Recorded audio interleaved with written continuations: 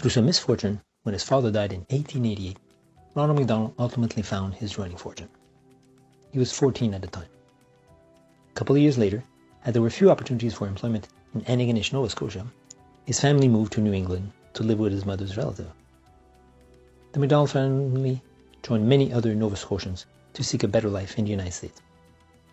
Boston in those days was booming, and Ronald McDonald was able to find a job as a linesman for the New England Telephone and Telegraph Company. Later, he would work in the family lunch store. McDonald was fortunate to land in Cambridgeport, a suburb of Boston, since it had a great athletic club, the Cambridgeport Gymnasium Association, CGA.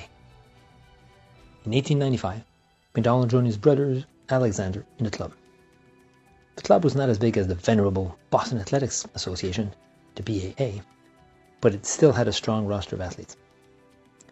The CGA was close to Boston and Harvard, which had great tracks.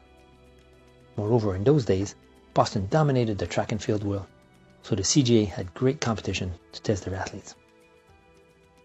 When McDonald joined the CGA, he was destined to be a distance runner.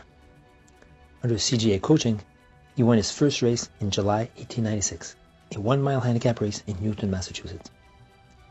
In his early days of training and racing, he met another Canadian, Dick Grant, who was a star track athlete at Harvard. They would develop a friendship that would help define McDonald as an accomplished runner. They both trained together and would often race each other at different distances. In December 1897, the friends both ran the BAA cross-country amateur 4.75-mile race. Grant won in 25:58, followed by McDonald in 27:54. McDonald followed his strong performance by winning the 1897 7-mile U.S. cross-country championships. His dedicated training led him to his first world record when in March 1898 he raced an 11-mile cross-country race. He followed that with a win at the BAA 10-mile cross-country race. All this racing and winning positioned him well when he stepped on the starting line in Ashland, Massachusetts for the second Boston Marathon on April 17, 1898. He was joined by 24 other runners, including his friend Dick Grant. McDonald's 5 feet 6 inches, 142 pounds frame was dressed in a white shirt and black trunks. The emblem of the Cambridgeport Boat Club could be seen on his shirt. He wore cycling shoes, which was quite common in those days. McDonald had never run a marathon before then, which most likely explained his slow early pace that left him far behind the leaders. At the 15-mile of the 25-mile race, he was more than 2 miles behind the 8 leaders. Soon after, he launched his attack. With a couple miles from the finish line, the then leader, Hamilton Gray from New York, turned around to see the curly light hair of McDonald approaching. When McDonald caught Gray, with a little over a mile left, the two runners battled it out.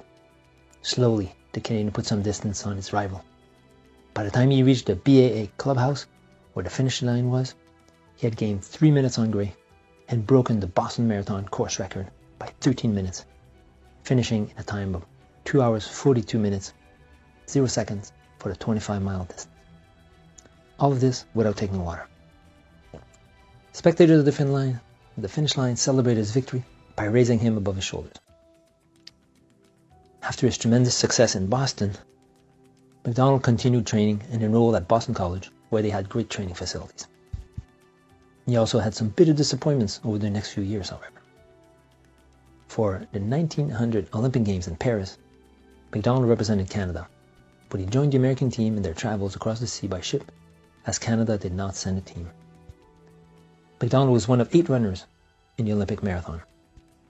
Although he finished last, his true placing is still contested, as the French, being proud of having the games in their country, apparently offered rides to French runners who ended up top 3. Having skipped 2 years of the Boston Marathon, McDonald returned to Boston in April 1901 to be amongst the 38th starters.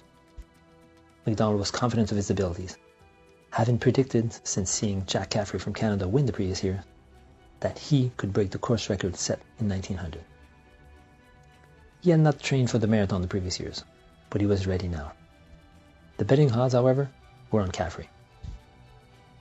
In those early days of the marathon, each runner had to pass a medical exam before the race, which was not an issue for McDonald. As the first cameras to have Boston pictures flashed, the runners waited in Ashland. After the gun went off, the first downhill mile was run in 4 minutes and 40 seconds. McDonald ran with Caffrey and another Canadian, William Davis, a Mohawk.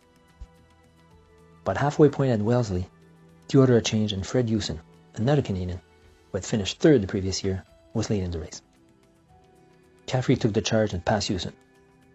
When hearing that Caffrey was leading, McDonald rallied and also passed Hewson. Soon after, McDonald took a sponge from a spectator. This would prove to be his undoing. McDonald started getting cramps and had to start walking. His situation got so bad that he had to retire from the race. His attending physician, who followed him along the course, examined the sponge at McDonald's house. It was apparently laced with chloroform. McDonald returned to Boston in 1902 to redeem himself. He was at the starting line on a sunny day, brimming with confidence that he would win again. Others were of different opinion. One of them was Sammy Miller from Yonkers, who was trying to improve on his third-place finish from the previous year. However, McDonald had beaten Miller by 10 seconds the previous year at the Thanksgiving 19-miler Hamilton Round the Bay race.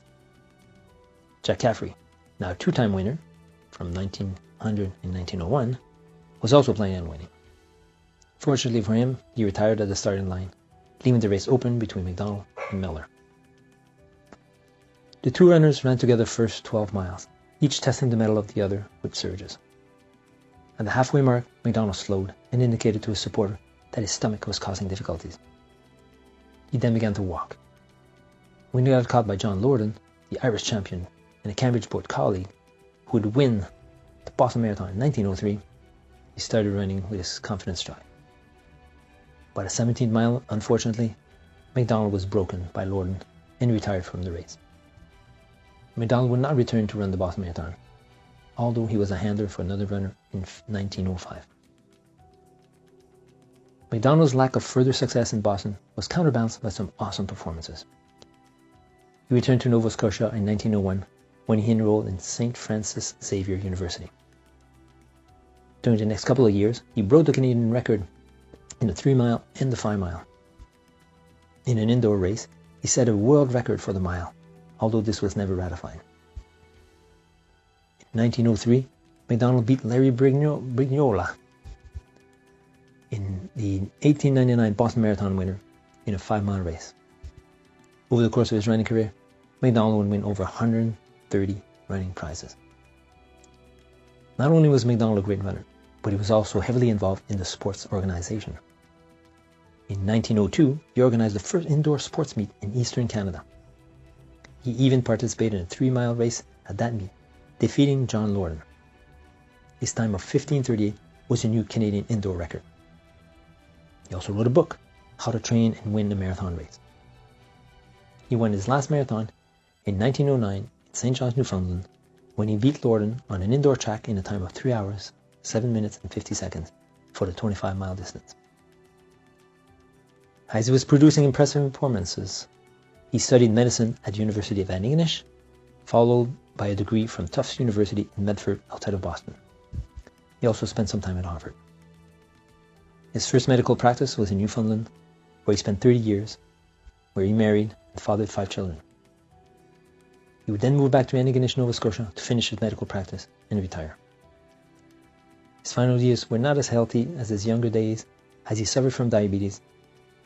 He died in 1942.